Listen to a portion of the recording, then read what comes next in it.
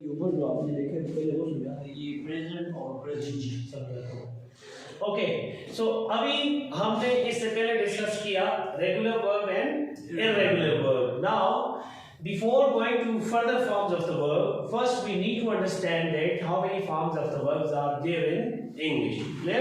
So in our previous classes, as far as our school and colleges are concerned, we have studied only just 3 forms of the verb: first form, second form and third form. Now I'm going to introduce you with another 2 forms of the verb including in it, and those when we include in these, so it become 5 forms of the verb. 5 forms आती हैं। तो हम forms के नाम को इससे पहले हम यही सुनते हैं first form, second form and third form, लेकिन इनमें से हर फॉर्म का अपना एक नाम है वर्ब की हालत का। ठीक है, तो फर्स्ट वन आपका क्या नाम है? प्रेजेंट।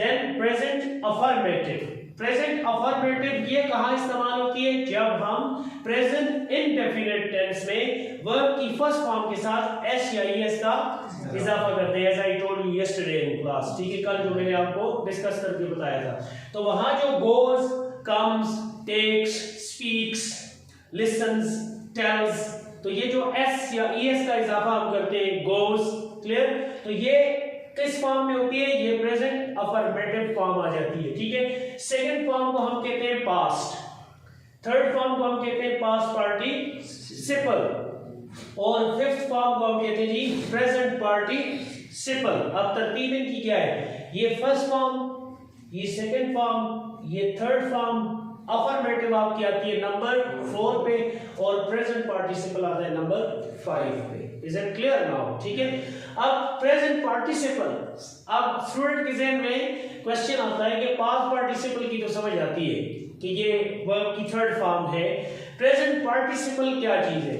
तो इसकी डेफिनेशन कुछ इस तरह से है कि जब हम वर्ब की फर्स्ट फॉर्म के साथ ing लगाते हैं, when we use ing with first form of the verb, then it become present participle। और इसी का एक दूसरा नाम भी है, इसको हम साथ में gerund noun भी कहते हैं।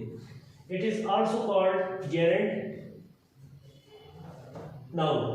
प्रेजेंट पार्टिसिपल का दूसरा नाम gerund noun भी है। अब आप किसी में क्वेश्चन ये होगा कि why do we call it gerund noun? हम इसको gerund noun क्यों कहते हैं? इसलिए कि इसको हम सेंटेंस के अंदर as a subject, as a verb और एज ए ऑब्जेक्ट इस्तेमाल करते हैं। As a subject, as a verb, as an object. ठीक है, अब किस तरह से? लेट्स सपोज मैं एक वर्ड लेता हूं स्विमिंग, ठीक है, या इसी में से एक उठा लेते हैं जैसे बाइंग। ठीक है, तो हम ऊपर पहले इसको जुमले के शुरू में लगाते हैं, हम कहते हैं जी buying the products, buying the new products is my hobby. तो अब buying as a subject use हो गया, buying the new products is my hobby as a subject हो गया। लेकिन जब हम वर्ब करते हैं, I am buying some new stuffs from the market, तो आई एम बाइंग, अब यहाँ पे ये क्या हो गया? वर्ब हो गया। ठीक है, लेकिन अगर हम इसको एज अ ऑब्जेक्ट इस्तेमाल करें, हाँ I love buying, I love buying, मुझे खरीदना पसंद है, तो अब ये बाइंग क्या हो गया? एज ए ऑब्जेक्ट यूज हो गया। ठीक है, या एक और एग्जांपल देता हूं, जैसे एक वर्ड है स्विमिंग, स्विम तैरना और स्विमिंग तैराकी।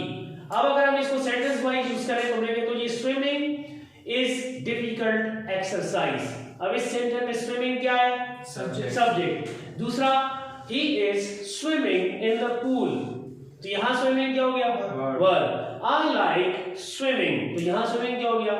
ऑब्जेक्ट हो गया। Because of this quality, it is called present participle, और दूसरा नाम इसका क्या आ जाता है? Gerund. Why do we call it gerund? So you can explain that when ing is added with the one of the verb, and then it is used in the sentence as a subject, as a verb, as an object. Due to this quality, it is called gerund noun. Is it clear?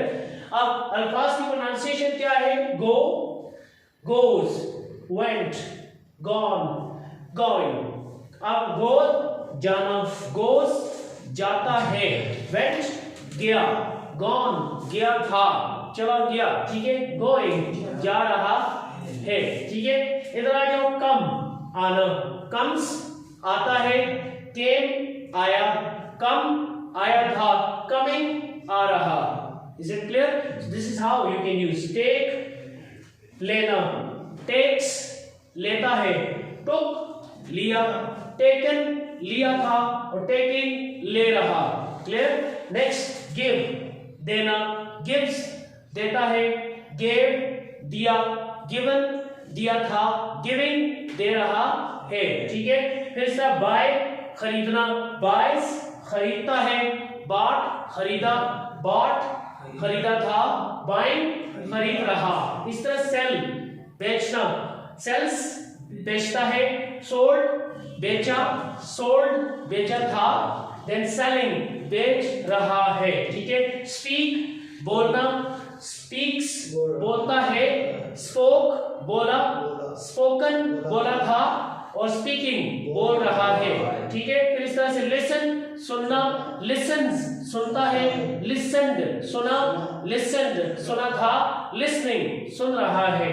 Last one think सोचना, thinks सोचता है, thought सोचा, thought सोचा था, thinking सोच रहा है। So ये है, this is how the forms of the verb you have to practice, and as you are an IELTS student, so what you have to do, you have to remind all those 1000 forms of the verb in your this account.